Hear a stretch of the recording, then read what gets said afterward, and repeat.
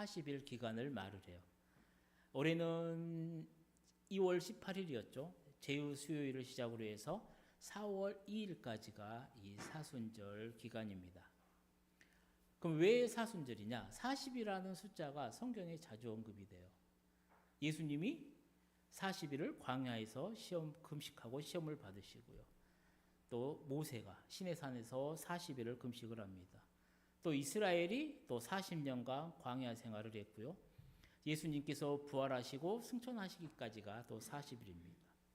이 40일이라는 숫자는 성경에서 여러 번 고난과 갱신의 상징적인 기간으로 등장하고 있다는 거예요.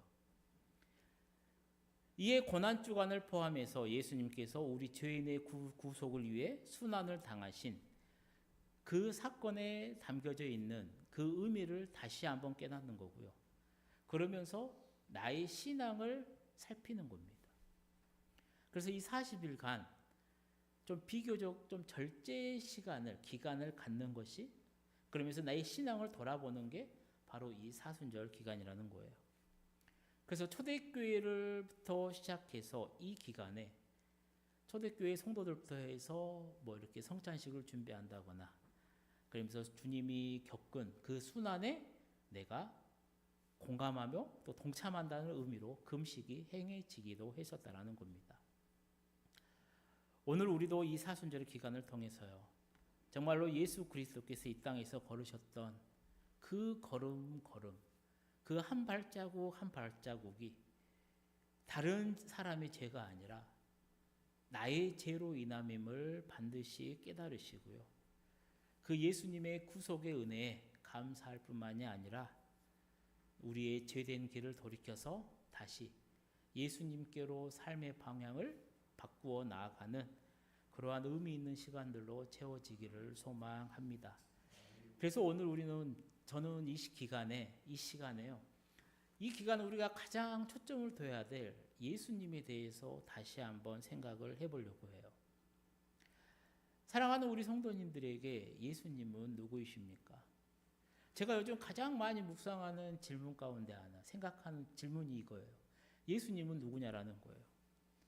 제가 자주 말씀드리는 것처럼 신앙생활을 함에 있어서 가장 중요한 겁니다. 제 개인적으로는 정말로 중요해요. 나에게 예수란 누구냐라는 거예요. 이 명백한 고백이 있어야 돼요. 내 신앙 고백이 있어야 이 힘든 세상, 어려운 세상, 유혹 많은 세상에서 흔들리지 않아요.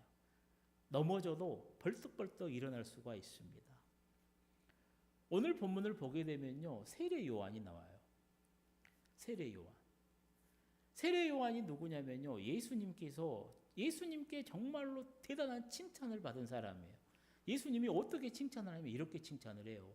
내가 진실로 너희에게 말하노니 여자가 낳은 자 중에 세례 요한보다 큰 이가 일어남이 없도다라고 말을 해요. 그러니까 여자가 낳은 사람 중에 가장 대단한 사람이라고 예수님이 평가한 사람이 누구냐면 이 세례 요한이라는 거예요. 대체 세례 요한은 어떻게 했길래 예수님께 이런 칭찬을 받았을까? 예수님의 오심을 선포합니다. 그 길을 준비했어요. 죽기까지 그 길을 따랐던 사람이 바로 이 세례 요한이에요. 그만큼 예수님에 대해서요 잘 이해했고요. 명백한 예수님에 대한 자신의 신앙이 있었다라는 겁니다. 오늘 본문을 보게 되면 이 세례 요한이요, 예수님은 이런 분이야 라고 소개하고 있다는 거예요. 우리가 예수님을 이해할 때요, 반드시 빼놓으면 안 되는 것 중에 하나가 뭐냐면 하나님의 나라입니다. 하나님의 나라. 예수님의 제자였던 이 공간 복음의 저자들도 이를 기록을 해요. 마태복음의 저자였던 마태 또한요, 예수님께서 자신을 따르면서 여전히 마음에 근심이 있고 불안이 있고 염려가 있고 걱정이 있고 이러한 제자들에게요 이렇게 말씀을 하세요. 우리 마태복음 6장 33절 말씀을 함께 읽어보겠습니다. 그런즉 너희는 먼저 그의 나라와 그의 의를 구하라. 그리하면 이 모든 것을 너희에게 더하시리라. 아멘. 그리고 누가 더요? 부활하신 후에 예수님을 이렇게 기록을 합니다. 40일 동안 그들에게 보이시며 하나님 나라의 일을 말씀하시니라. 또한 마가 역시도 하나님 나라의 확장이었다라고 기록을 해요. 세례 요한도 그렇고 예수님을 가장 곁에서 따랐던 제자들도 그랬고, 예수님이 하셨던 일들을 보고 뭐라고 표현을 하냐면 예수님이 하나님 나라를 위해 오셨고 하나님 나라를 위해 사셨고 그 하나님의 나라를 완성했다라는 겁니다. 그래서 그 의미를 확장하면 뭐냐면 오늘 우리 또한 예수님은 우리가 하나님의 나라의 그 복된 삶을 살아가기를 원하고 계신다라는 거예요. 그렇게 내가 그리스도인이다. 이 그리스도의 정체성을 깨닫기 위해 가장 중요한 개념 중에 하나가 바로 이 하나님 나라라는 겁니다. 우리 마태복음 4장 말씀 함께 읽어볼까요? 이때부터 예수께서 비로소 전파에 이르시되 회개하라 천국이 가까이 왔느니라 하시더라. 아멘. 이 말씀은 예수님께서 사람들에게 자신을 내보이시면서 처음으로 이 메시아의 사명을 시작하는 말씀이에요. 그리고 그 메시지가 뭐 있다라는 거예요? 회개하라 천국 하나님의 나라가 가까이 왔다라는 겁니다.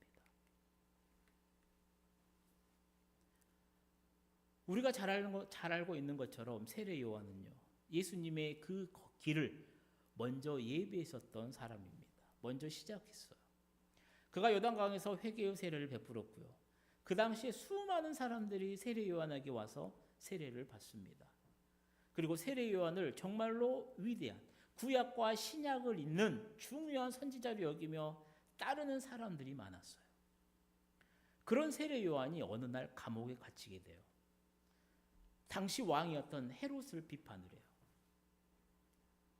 헤롯이 어떤 잘못을 했냐면요, 자신의 번처를 버립니다.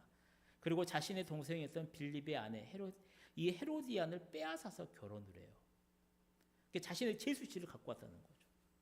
그래서 세례 요한이 그의 행동이 잘못됐다라고 지적을 합니다. 그래서 헤롯이 열이 받잖아요.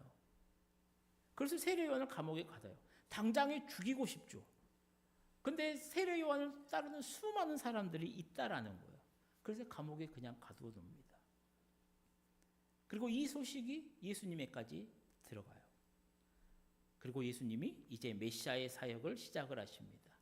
갈릴리 나사렛을 떠나요. 그리고 가버나움으로 올라가서 사역을 시작하시다라는 거예요. 그리고 성경은 이를 어떻게 말을 하냐면 가버나움에서 머무르시면서 사역하시는 것이 우연이 아니라 헤롯이 무서워서 도망가는 것이 아니라 이사야 선지자의 글에 예언된 것이 이루어진 것임을 말씀을 합니다. 우리 이사야 9장 말씀을 함께 읽어보도록 하겠습니다. 전에 고통받던 자들에게는 흑암이 없으리로다. 옛적에는 여호와께서 스브론 땅과 납달리 땅이 멸시를 당하게 하셨더니 후에는 해변길과 요단 저쪽 이방의 갈릴리를 영화롭게 하셨느니라. 흑암에 행하던 백성이 큰 빛을 보고 사망의 그늘진 땅에 고도하던 자에게 빛이 비치도다. 아멘. 이 갈릴리 지방의 나사렛과 가버나움은 과거 이스라엘 지파 12지파 중에 이 납달리, 그 다음에 스브론 지파의 땅을 분배받아 살던 곳이에요. 근데 예수님이 살던 당시에 이곳은 어떻게 변질이 되냐면 유대인들만 있는 것이 아니라 이방 사람들이 함께 공존했던 곳이 됩니다. 그래서 성경은 그곳을 뭐라 하냐면 영적으로 어둠 속에 있었던 곳이라고 말을 해요. 그리고 그들에게 큰 빛이 임할 것이다라고 예언을 하고 있다라는 거예요. 그리고 이제 예수님 큰 빛이 어둠 속에 있던 이들에게 빛으로 가셔서 그들을 어둠으로부터 밝혀줄 것이다라는 메시지를 전하고 있다라는 거예요. 그리고 그곳에 가서 전했던 메시지가 뭐라는 거예요? 회개하라. 천국이 가까이 왔느니라라는 겁니다. 기뻐하라라는 게 아니에요. 즐거워하라라는 게 아닙니다. 행복하라라는 게 아니에요. 회개하라라는 겁니다. 돌이키라라는 거예요. 그동안에서 살았던 삶의 방식에서 돌이키고 내 욕심과 내 욕망과 내 원했던 그 모든 것을 따르려고 노력했었던 그 길에서 완전히 돌아서라라는 거예요. 이것은 중심을 고치라는 거고요. 정말로 내 삶의 전환, 변화를 이야기하는 겁니다. 그동안 내가 걸어왔었던 삶의 방향에서 완전히 몸을 돌이켜서 하나님이 원하시는 그 방향으로 걸어가라는 겁니다. 요한복음 3장 18절 말씀 우리 함께 읽어볼까요? 그를 믿는 자는 심판을 받지 아니하는 것이요 믿지 아니하는 자는 하나님의 독생자의 이름을 믿지 아니하므로 벌써 심판을 받은 것이니라. 아멘. 이게 회개하지 않는 것, 하나님께로 돌아오지 않는 것, 그것은 이미 하나님께 심판을 받은 것과 마찬가지라는 겁니다. 하나님께서 그 아들 예수 그리스도를 보내셔서 최후의 메시지를 전하고 있다는 거예요. 그런데 어때요? 많은 사람들이 이 메시지를, 이 경고의 메시지를 무시하더라는 거예요. 그리고 시대가 가면 갈수록 더 심해지는 것 같습니다. 많은 아이들과 청소년들, 그리고 대학생들, 청년들, 하나님에 대해 관심이 없다고 말을 해요. 교회는 다니는데 이 복음의 메시지는 거부합니다. 그런데 우리는 반드시 기억을 해야 돼요. 복음의 메시지는요, 경고의 메시지라는 겁니다. 예수님은 분명하게 말을 해요. 회개하지 않으면 반드시 심판이 있더라. 아주 무서운 메시지라는 거예요. 수많은 선지자들이 경고했어도 돌이키지 않았던 이스라엘 백성들에게 하나님께서 당신의 하나밖에 없는 아들을 보내셔서 경고하더라는 겁니다. 그게 복음은 즐겁고 기쁜 메시지지만요, 그것을 받아들이지 않았을 때는 무서운 심판이 되더라는 겁니다. 사랑하는 성도님들, 그렇게 예수님은 오늘 우리에게요, 회개하라라고 말씀하시는 겁니다. 그리고 우리가 회개해야 되는 이유는 딱 하나예요. 바로 천국이 가까이 왔기 때문이라는 거예요. 그러니까 예수님이 볼 때 안타깝다라는 거예요. 천국이 가까이 왔는데, 하나님의 나라가 왔는데 그 천국을 받아들이지도, 그 천국을 누릴 준비도 우리가 되어 있지 않기 때문에 예수님이 보면 안타까운 거예요. 그럼 왜 많은 성도들이, 왜 많은 사람들이 이 천국을 받아들이지도 누리지도 못하고 있느냐라는 거죠. 그래서 하나님이 말하는 하나님의 나라, 예수님께서 말씀하시는 하나님 나라와 사람들이 생각하고 이해하고 받아들이는 하나님 나라의 그 차이가 명백하다는, 개념의 차이가 있다는 거예요. 사람들도 천국을 말을 해요. 그렇잖아요. 하나님 나라를 말을 해요. 하지만 그들이 말하는 천국의 핵심이 뭐예요? 자기 만족입니다. 내 중심이에요. 사람들은 내가 행복한 상태를 천국이라고 말을 해요. 그러니까 배가 엄청 불러요. 배고파 죽겠는데 막 먹어요, 맛있는 걸. 배가 불러요. 여기가 천국이다. 밖에 나가서 땀 뻘뻘 흘려 일을 해요. 무더위에 정말로 일을 해요. 근데 시원한 에어컨 밑에서 시원한 물 한 잔을 딱 마시면 사람들이 뭐라 그래요? 야, 여기가 천국이다라는 거예요. 내가 원했던 것이 이루어졌을 때, 나를 기분 좋게 만드는 것이 있었을 때, 내 욕구를 만족시켜줬을 때, 그래서 내가 평안할 때 사람들은 그게 천국이다라고 말을 해요. 그래서 천국이라는 개념을요, 내 중심적으로, 내 만족으로 생각을 합니다. 반대로 내가 만족하지 못했을 때는요, 모든 것이 갖춰졌어요. 99가지가 있어요. 근데 100개 중에 하나가 없을 때는 거기는 천국이 되는 게 아니에요. 거기는 천국이 아닙니다. 이게 사람들이 생각하는 천국이에요. 하나님 나라예요. 근데 예수님이 말하는 천국은 뭐예요? 내 욕망을 채우는 게 아니에요. 내가 원하는 것을 가지기 위해 바락바락 애쓰는 것이 아니에요. 예수님이 말씀하시는 천국의 기준은 딱 하나입니다. 하나님 나라, 하나님 중심이라는 거예요. 하나님이 왕이 되는 거, 하나님의 통치가 이루어지는 거, 그게 바로 하나님의 나라라는 거예요. 지금 예수님께서는 그 천국이 이 땅에 가까이 왔다라고 말씀을 해요.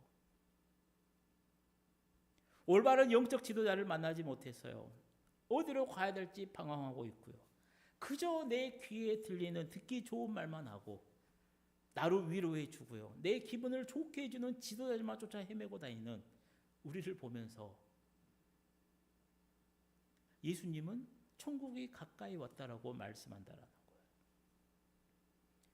요즘 이런 사람들이 얼마나 많은지 몰라요. 이런 지도자들이 얼마나 많은지 몰라요. 코로나로 인해서요, 비대면이 확산이 됩니다. 그래서 수많은 목회자들이 유튜브를 통해서 자신의 설교를 올리고 자신의 생각을 이야기를 해요. 그러다 보니까 자신의 본성은 뒤로 감춰요. 자신을 감춘 채 좋은 이야기만 합니다. 위로만 줍니다. 하나님 말씀이라고 하면서 헛된 꿈과 헛된 희망, 헛된 소망만 줍니다. 그 사람의 태도와 그 사람의 열매를 봐야 되는데 그 사람이 평소에 어떻게 하고 어떻게 행동하는가를 보면서 그 지도자를 같이 따라가야 되는데요. 모든 것이 다 감춰져 있고 내 감정만을 긁어대는 자극하는 그런 소리에 귀를 기울입니다. 그러다 보니까 어떻게 해요? 그 사람에게 위로만 하잖아요.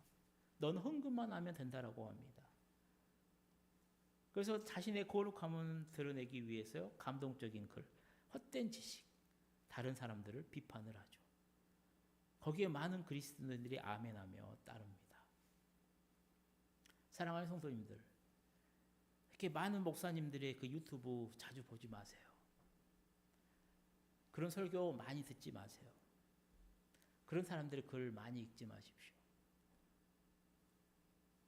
정말로 수많은 경우에 도움이 많이 되지 않아요. 제가 자주 드리는 비유가 있잖아요. 홍수가 났을 때요, 가장 필요한 게 뭐냐면 식수입니다. 홍수가 났을 때 주변을 다 돌아보세요. 모든 게 물바다예요. 물은 정말로 많습니다. 그런데요, 정말로 중요한 건 먹을 수 있는 식수라는 거예요. 지금 시대가 그런 것 같습니다. 사방이 말씀으로 범람해요. 여기만 들어도 말씀, 저기만 들어도 말씀, 옆에 가도 말씀, 저기 가도 말씀. 근데 정작 나를 살린 말씀은 없다라는 거예요. 그러니까 내 영혼은 죽어간다라는 거예요. 그러니까 인생을 살아가면서 좋은 사람 만나는 거 큰 복이에요. 좋은 부모 만나는 거 복입니다. 좋은 선생님 만나는 거 복이에요. 또 평생 함께할 배우자, 친구 만나는 거 정말로 큰 복이에요. 마찬가지로 신앙생활 하면서요, 좋은 신앙의 지도자라든가 이 동역자 만나는 건 역시 복이죠. 어떤 사람을 만나느냐에 따라서요, 내가 주일날 교회 갈 수도 있고 정말로 엉뚱한 사상에 잡혀 있어서 길거리에 가서 데모를 할 수도 있어요. 제가 수많은 목사님들을 만나면서요, 어찌됐든 간에 참 이렇게 좀 감동받았던, 참 대단하다라고 하셨던 목사님들이 몇 분 계세요. 그 가운데 말씀을 준비하면서 정말로 기억났던 분이 누구냐면, 예전에 제가 이제 전임 사역할 때 그 교회에 강사로 오신 분이에요. 조병호 목사님이요. 성경 통독으로 유명한 목사님이십니다. 뭐 800독을 하셨다고 하더라고요. 그리고 책도 많이 냈습니다. 유명해요. 근데 다른 거 다 떠나서요, 그분이 하셨던 말씀이 있어요. 그게 뭐냐면, 신약은 분명히 하나님의 나라를 말을 해요. 성경이 전하는 메시지는 뭐냐면 예수예요. 그 예수님이 강조하고 원했던 게 뭐냐면 하나님의 나라인데, 구약은 제사장 나라, 신약은 하나님의 나라를 말하는데, 문제는 그것을 아는 성도들의 입에서 하나님의 나라, 천국에 대해서 말하지 않는다라는 거예요. 그래서 당신은 많은 성도들이 그 하나님의 나라를 이야기할 때까지 이 사역을 계속 하고 싶다라는 거예요. 참 부끄러웠습니다. 참 부끄러웠어요. 신약만 들춰봐도요, 신약의 핵심이 천국임을 우리는 알 수가 있어요. 세례 요한이 예수님이 오실 길을 준비하면서 첫 번째 선포했던 메시지가 뭐예요? 회개하라, 천국이 가까이 왔느니라. 예수님께서도 공생애의 사역을 시작하시면서 첫 번째 외쳤던 메시지 또한 하나님 나라 선포였습니다. 그뿐만이 아니죠. 우리가 잘 알고 있는 팔복, 산상수훈을 하시면서 팔복을 예수님이 말씀하세요. 첫 번째 복이 뭐예요? 심령이 가난한 자는 복이 있다라는 거예요. 무슨 복이요? 천국, 하나님의 나라가 그들의 것이라는 거예요. 마태복음 13장을 보게 되면요, 7가지의 비유가 나와요. 그 7가지 비유 모두 다 천국입니다. 하나님 나라. 그러니까 한마디로 신약은 하나님의 나라인데, 문제는 우리 성도들이 살아가면서 생각하는 말이라든가 생각이라든가 이런 걸 들어보면 하나님의 나라가 완전히 빠져 있다라는 거예요. 멀리서 찾아볼 필요도 없어요. 말씀을 준비하면서 저를 먼저 돌아봤잖아요. 한번 생각을 해보세요. 우리 성도님들은 무슨 말을 가장 많이 하십니까? 내가 어제 무슨 말을 가장 많이 했지? 한번 잘 생각해 보세요. 개인 이야기, 가정 이야기, 물질 이야기. 이런 이야기들은 정말로 부지런히 말했을 거예요. 내 감정이라든가. 근데 정작 그렇게 중요한 예수님에 대해서는 얼마나 많이 알고 있고 열정적으로 이야기하고 계십니까? 또 예수님이 그렇게 중요했고 중요하다라고 말씀하셨고, 어느 우리가 그렇게 중요하다라고 생각하고 있는 이 하나님의 나라에 대해서는 얼마나 이야기를 하고 계십니까? 이런 설교할 때 참 저도 부담돼요. 그럼 저도 못했으니까. 오늘 본문을 읽어보면요, 예수님의 오실 길을 준비하면서 세례 요한이 예수님이 어떤 분이시다 정확하게 알고 있는 것을 보게 됩니다. 그리고 그것을 명확하게 선포를 해요. 첫 번째는 예수님이 누구냐라는 거예요. 예수님은 하나님의 어린 양이라는 거예요. 우리 본문 29절 말씀을 함께 읽어보겠습니다. 이튿날 요한이 예수께서 자기에게 나아오심을 보고 이르되 보라, 세상 죄를 지고 가는 하나님의 어린 양이로다. 아멘. 예수가 누구라는 거예요? 하나님의 어린 양이라는 거예요. 둘째는 누구냐면 예수님은 자신보다 먼저 계신 분, 더 우월한 분이심을 명확하게 선포합니다. 30절 말씀 읽어보겠습니다. 내가 전에 말하기를 내 뒤에 오는 사람이 있는데 나보다 앞선 것은 그가 나보다 먼저 계심이라 한 것이 이 사람을 가리킴이라. 아멘. 세 번째는 뒤에 34절에 나와요. 예수님이 누구냐면 하나님의 아들이심을 말합니다. 우리 34절 말씀 함께 읽어보겠습니다. 내가 보고 그가 하나님의 아들이심을 증언하였노라 하니라. 아멘. 사랑하는 성도님들, 이 구약 시대와 신약 시대를 연결하는 사명을 받은 세례 요한이 성령님이 주신 지혜로 말미암아 예수님에 대해서 명확하게 깨달아요. 그리고 그것을 확실하게 선포합니다. 예수는 하나님의 어린 양이라는 거예요. 나보다 먼저 계시고 더 우월하신 분이라는 거예요. 왜? 수많은 사람들이 자신이 대단한 사람이다, 세례 요한을 따르면서 세례 요한을 추앙을 했어요. 세례 요한은 분명하게 말을 해요. 나는 저 사람의 발끝도 안 된다는 거예요. 나보다 훨씬 더 우월하신 분이라는 거예요. 그리고 저분은 하나님의 아들이라는 거예요. 그걸 명확하게 말을 해요. 오늘 저는 그 가운데 첫 번째 증언에 집중하려고 해요. 우리 본문 29절 말씀을 다시 한번 읽어보겠습니다. 이튿날 요한이 예수께서 자기에게 나아오심을 보고 이르되 보라, 세상 죄를 지고 가는 하나님의 어린 양이로다. 아멘. 예수님이 자신에게 세례를 받으려고 오신 것을 보고 그의 입에서 그렇게 말하는 거예요. 예수님이 자기에게 나아옴을 보고요, 와, 보라, 세상 죄를 지고 가는 하나님의 어린 양이다라고 말을 해요. 그러니까 예수가 하나님의 어린 양이라는 거예요. 많은 성도들이 착각하는 것 중에 하나가 천국이 죽어서 가는 나라라고 생각을 합니다.